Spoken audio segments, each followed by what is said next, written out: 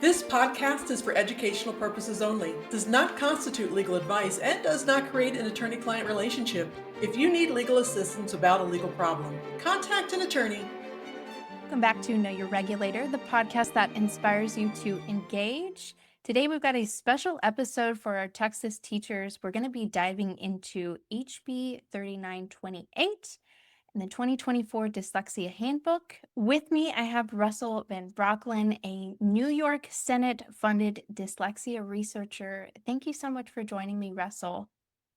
Thanks for having me.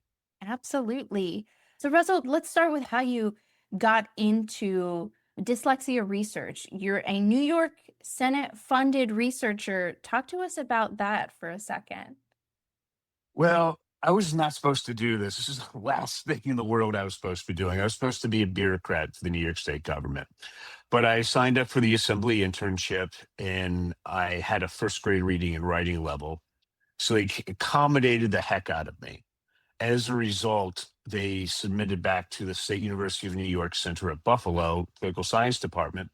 They looked at these accommodations, which were extraordinary, and the recommended grade of of A minus. But they said they didn't like the accommodations, even though literally the New York State government made these. And they said, so here's your 15 credits of F. All right. And it's still there 27 years later. And the only person it's ever happened to. So I said, I'm tired of the discrimination. So I asked my professors how I can teach other dyslexics to read and write. And they said, go to law school. So I audited a class with Professor Warner, who was the dyslexic contracts professor. Second day of class, he calls on me. And unlike the rest of the students, I argued with him for 15 minutes. He raised his hand and said, like, we ran out of time. You couldn't be any more correct. Thank you. I learned to read within a month. Writing took a couple of years. And I went back to the New York State government. I said, okay, I want the Senate to fund my research. And that created a whole host of things I had to go through with the state education department, everything else. They eventually did it. And what we did is we took a bunch of highly motivated, intelligent high school juniors and seniors in a public school, and we increased their writing from the middle school level to average of entering graduate school students. So I'm telling you all this because of the laws we're going to be discussing. It has to be based on the science. This is the top book in my field, Overcoming Dyslexia by Sally Shaywitz from Yale. This is dyslexia. Do you see how the back part of your brain has all this massive neural activity and mine has next to nothing? Mm-hmm. Now, do you see how the front part of my brain is about 2.5 times overactive? Yeah. Okay. Now, that 2.5 times overactive is important because that's how I'm going to tell you how to comply with your rules in your handbook. According to Yale, that deals with articulation followed by word analysis. I use the graduate records exam analytical writing assessment. Do you see how analytical and articulation are essentially the same thing? Yeah. That was the connection. That allowed these students to jump 7, 8 grade levels at a cost of New York State of under $900. They all went on to college. They all graduated for under $900. Yeah, that's amazing. All right. Right. But now, what I'm going to do after I discuss the rules with you, I'm going to tell you how to implement things. So basically, what we're kind of running into is a problem here. So today we're discussing HB 32928 in the 2024 Dyslexia Handbook. The problem is most school districts treat this like a compliance exercise. They check boxes, fill out the forms, and they just hope they don't get sued. But the handbook actually requires evidence-based intervention. So here's the 3 biggest things that the schools run into problems with. Number 1, it must be evidence-based with documented fidelity of implementation.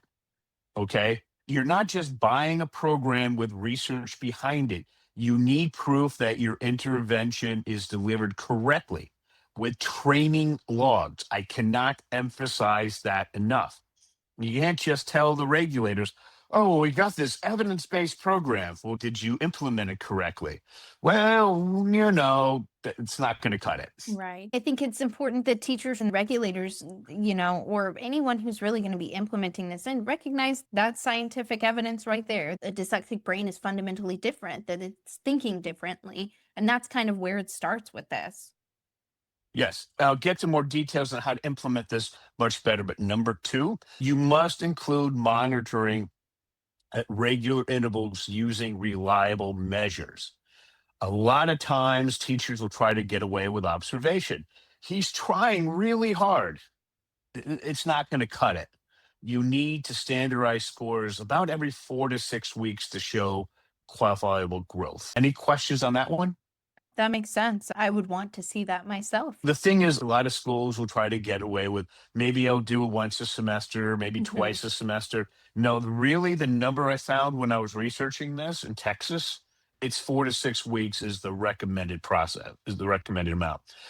Number three, you must deliver significant intensity and impact to actually close the gap. This is probably the one that you're going to be dealing with most lawyers. The school that must deliver sufficient intensity, impact that actually closes the gap. Note the word actually closes the gap.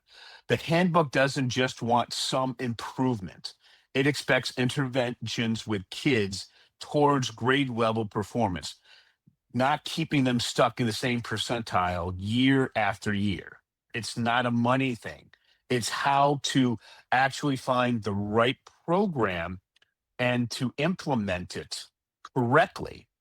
All right. So what I want to do now is I want to go in and I want to explain precisely how we can do that. Sure. All right.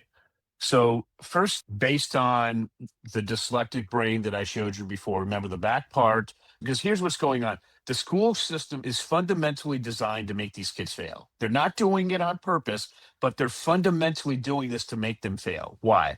Because 80+% of the student population is not neurodiverse, which dyslexia is the most severe form, generally.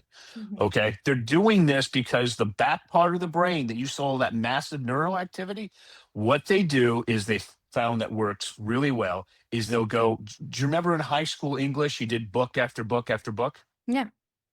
Do you remember how you were taught generally from the big picture to the specific? Sure. Yeah. Okay. That is the exact wrong thing to do with dyslexics until they get to grade level. Let me be very clear. Once you get a child to grade level, you can put them in with their typical students and they will be a little slower with reading and writing, but the teachers can work with that. But until you get them to grade level for reading and writing, you can forget trying to teach that way. So let me give you an example. After I did my original research, I'm presenting this to New York City public school teachers. They asked, does this work for typical students? I said, absolutely not.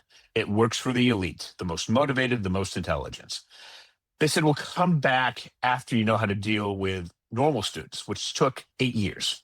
So what I did is I went back to that overactive part of the brain and I switched it from articulation followed by word analysis to word analysis followed by articulation. Okay. But I couldn't get the kids to actually do the work. So then what I found is I had to find out about their speciality, their area of extreme interest and ability. For example, the most requested book I have when I do this personally is Walt Disney, The Triumph of the American Imagination. It's 1,000 pages designed for high school juniors or seniors minimum. And I will give that to a 10-year-old. Why? Because the kids are so incredibly interested. So for example, have you ever been to a Disney park? I have, yeah. You go into Main Street USA in Disney World or Disneyland. Magical. What's that? Yeah. Did you feel the Disney magic? Totally. Absolutely. Okay. The kids want to know about the Disney magic. Yeah. You walk in and that's Main Street USA. Well, that's Marceline, Missouri. That's where Walt was between 5 and 10. He's tried to spend the rest of his life there. The kids want to know desperately what it is. And it's two universal themes. Why am I spending so much time on this? because I will have a 10-year-old reading a book designed for 17-year-olds, even though she's reading at like she's 7 years old, because she's at the second grade level. And we will focus on that book until she can read the book. And that might take 2 years. One book for 2 years. Yeah. All right. Not a bunch of books, one book in their area of speciality. This even works for ADD and ADHD kids. One of the biggest complaints you're going to get is my dyslexic kids, the ADHD kids, I can't get them to concentrate. Get them in their speciality, they're hyper focused. So what you essentially need to tell the school districts, and they don't want to hear about this, but you have to tell them this. I'm going back to the third step, where you really have to focus on making sure you're implementing something that actually works. So during the intervention period, we have them focused on their speciality. Next, during the intervention period, this is critically important. We don't teach from the general to the specific. So we don't teach what effect did Martin Luther King have, his famous speech, I Have a Dream speech, have on the American Civil Rights Movement in the 1960s. It's like grabbing fog. Dyslexics can't deal with it. But if we ask what personally compelled Martin Luther King to give his speech, you're going to find, you get the answer by looking it up. That answer gives you a question. We answer that. We keep doing that. That forces the brain to organize itself by using writing as a measurable output. Yeah. Okay. Now, this is so critical. Why does that work? Because dyslexic full professors at major research universities tell me that's how they learned, specific to the general. So if you ask a dyslexic in their speciality, do you have ideas flying around your head at light speed? Key question, but with little to no organization, they're going to say yes. So then what the best thing to do is to force the brain to organize itself by using writing as a measurable output. I've been teaching this in New York State and New Jersey for the past 10 years. How effective is it? People kept asking me that. So I'm writing a book now called Literacy and Reading Dyslexia Turnaround.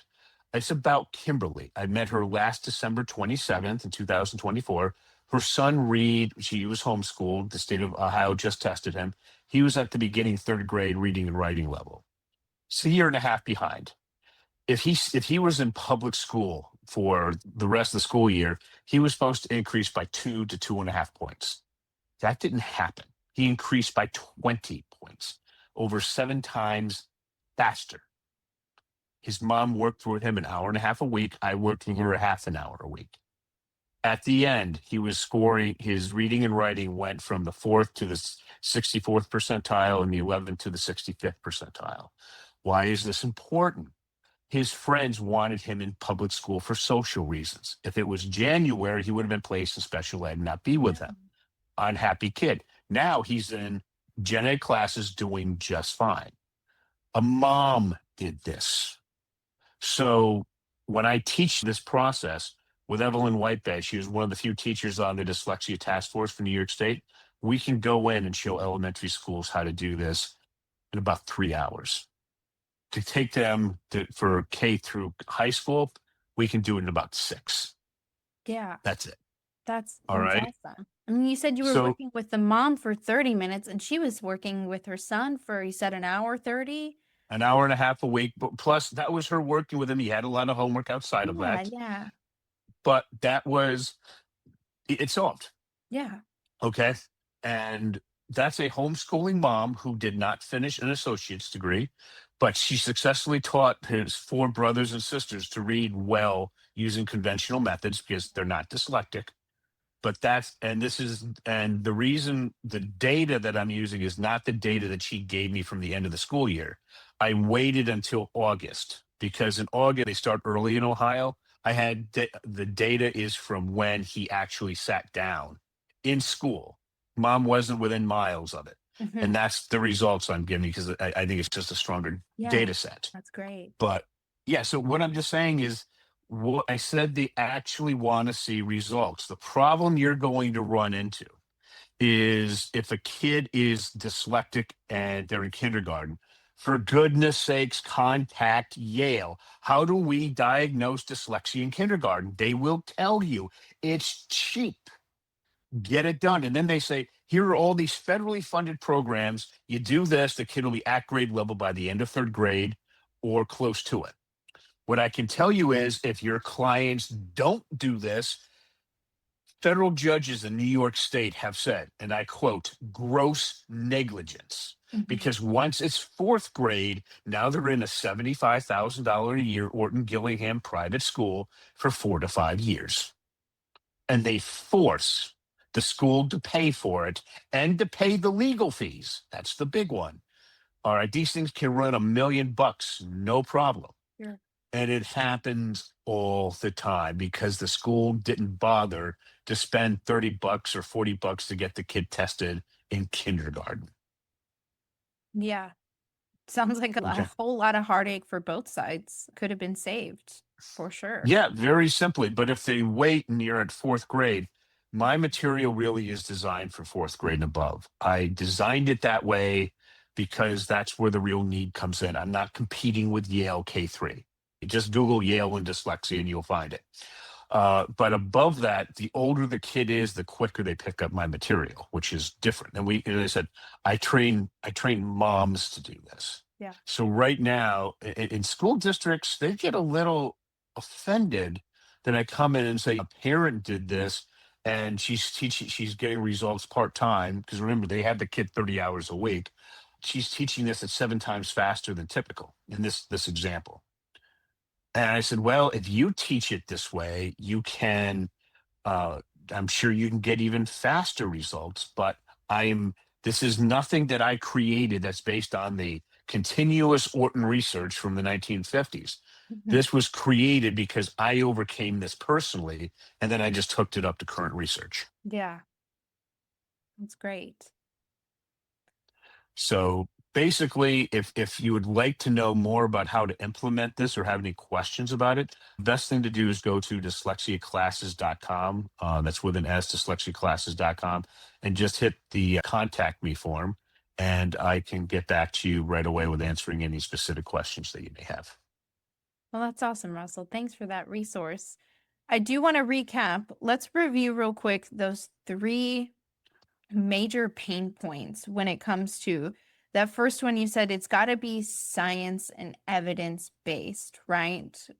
Yes. And when you're looking at that, the problem that people have is they're really thinking, well, was this passed somewhere? And then they'll find the cheapest thing, or because honestly, the things out there are really expensive. Mhm. This Orton Gillingham, the reason why this is why you can't, just so you people know what happened in New York State.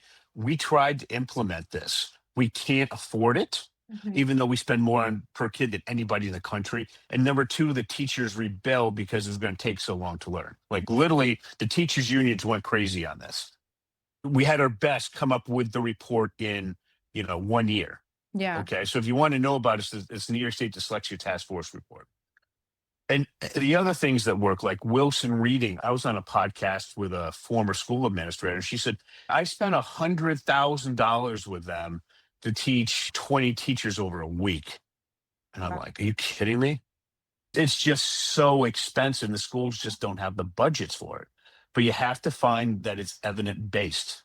Mhm. Okay. Number 2, you must include progress monitoring, regular intervals using reliable measurements. And I actually spent quite a bit of time looking into this in Texas. And what I found is a lot of times people were trying to get away with, maybe we'll do it once a semester, a couple times a year. You have to really do it. The ones that were doing it, what was perceived to be correctly, for a survey I did, was about 4 to 6 weeks. They want to see some check on that. And Yeah. it doesn't have to be elaborate. There are ways that you can do this so that it's relatively quick, but it should be done on a monthly to every month and a half, typically. Yeah. Okay. And the big one, it must be sufficiently intense. So in New York State, what they wanted to do was to have the kids who needed this to spend an extra 45 minutes a day until they got caught up. Mhm. Okay, that was literally in the legislation that they couldn't pass because, cost issues. That was really pressing it. But you have to find something where the intensity and the impact actually closes gaps. So regardless of where you go into in the country, but in Texas specifically, they don't want to see the kids saying they're behind, they're behind, they're behind. Here's the problem you're going to find with traditional methods. Let's take a random 9-year-old. I'm going to call him John. John is 2 grade levels behind. Mhm. Not only is John supposed to be learning what he's learning now, he has to make up those 2 years. Yeah. And the older he gets, the longer this takes. I think you can see the problem here. Right. That's why because this is the problem that I find. I've been dealing with this for over 20 years. And this is where people get in trouble. And this literally goes federal, where they say the intensity's not there and certainly the impact isn't there. So with the process I designed, it's to use the quite frankly, the front part of the brain that's 2.5 times overactive, where the dyslexic has massive strength. Yeah. At the back part of the brain, we got virtually nothing going on. The best thing that I recommend is the partnership between the parents and the teachers. And then literally, you can knock this out generally within 12 to 18 months and get the kid out. And what does this mean financially? A lot of the times across the country, you're spending about double the amount to educate a dyslexic kid. Now, imagine if you can get them out of special ed, not all the way, but most of the way. And you say 5, 10, 15 grand per year per kid. Yeah. You do that when John's 10, but you got another 7, 8 years of school, saving 10 grand a year, 5 grand a year, times that by thousands of kids, tens of thousands of kids. Totally. You could tell your clients, how would you like to have sports back more? How would you like to have music back? That's what we're talking about. No kidding. Yeah. Absolutely. I can see it. That's great. Thank And you, it's that Russell. simple. If you use the part of the dyslexic brain, and I'm sorry, yes, I am the only one that actually does this because I did that original research project and I had extended from there. By doing that, you can have the intensity with something that you can afford. And here's the other thing.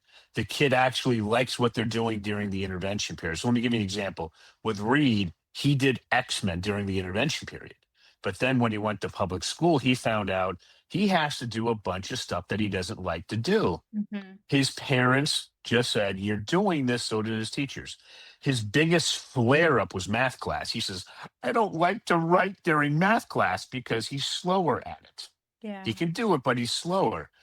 So I told his parents and the teacher, just be a rock, be a wall. You're not budging.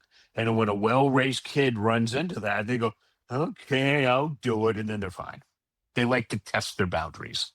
Yeah. And besides that, he had one other problem. He forgot to turn in his memoir, his diary for something, to Google something or other. He missed 2, and so he got a C. And then he figured that out, and now he's back up to the B range. That's all they want. Once you get the kid into normal classes and they pass the state assessments, even if it's a D, the state doesn't care. Well, they would like better, but really, they just want them to pass. Yeah. Okay. And that's the key thing. The intensity and the impact have to be real. And that's what's going to capture you most of the time. That's Yeah. what happens to most of the federal cases that I keep track of. Yeah, that makes sense because it has legislators questioning the whole thing. That's the whole goal, right? To really bridge the gap and get these kids up to par and then able to be successful in the future. So can definitely see that that's probably the biggest one for sure. Right. And what this does is this will keep you out of federal court. Yeah. Okay. And when I mean that, let me give you an example. There was one case in the Northern District of New York State. There was a very wealthy public school called the East Greenbush Public School District. They had 400 applicants per spot. Okay. And the teachers are in the top 1%. They were brilliant. And a kid graduated with a reading and writing skill of early elementary school. So they sued him in federal court.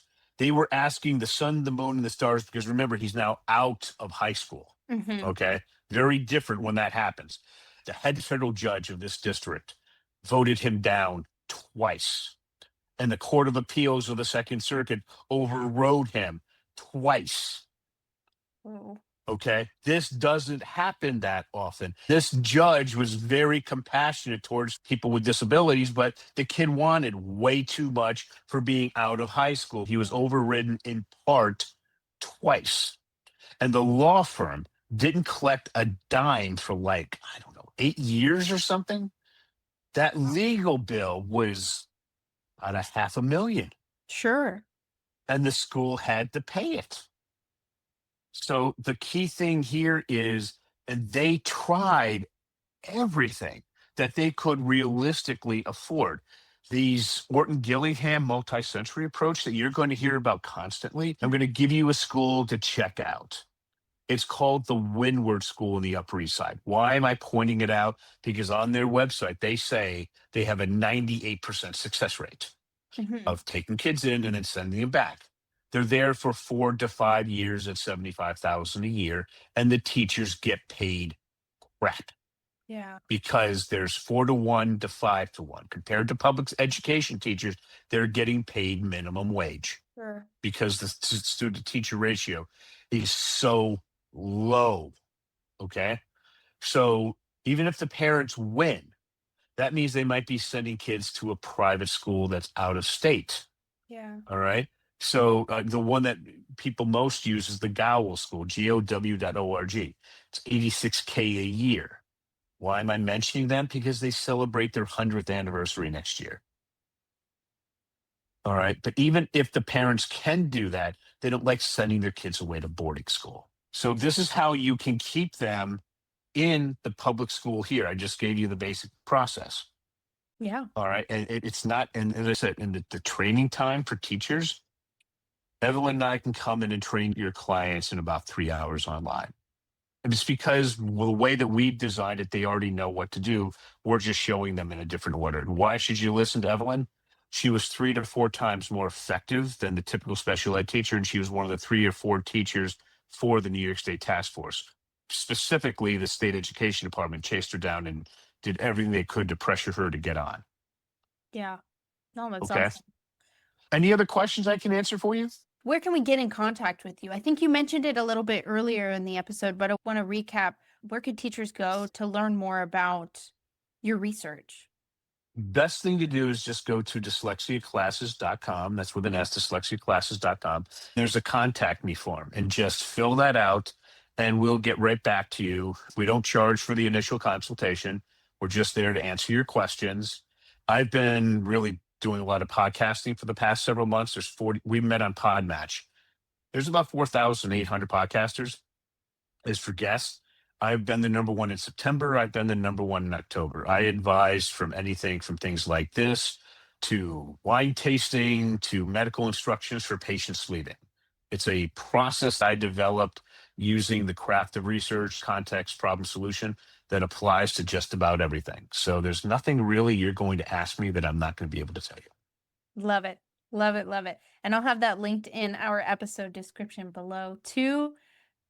Thank you so much, Russell, for joining me. I think we've given Texas districts, teachers, educators a really good, comprehensive look at how they can make sure that they're staying in compliance. And like you said, stay out of federal court, because that's not a place that anyone wants to You find don't- themselves in.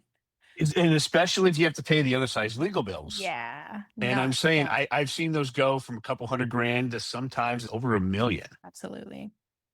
All right. Well, thank you again. Thanks for having me. And to our viewers, thank you so much for joining us on this special episode of Know Your Regulator. Texas teachers, your work makes a difference, and understanding laws like HB 3928 help ensure that every student with dyslexia gets the support that they deserve. For more conversations that bridge policy and practice, subscribe to Know Your Regulator wherever you see us. And until next time, stay inspired and continue engaging with your regulatory agency. Know Your Regulator, the podcast that inspires you to engage.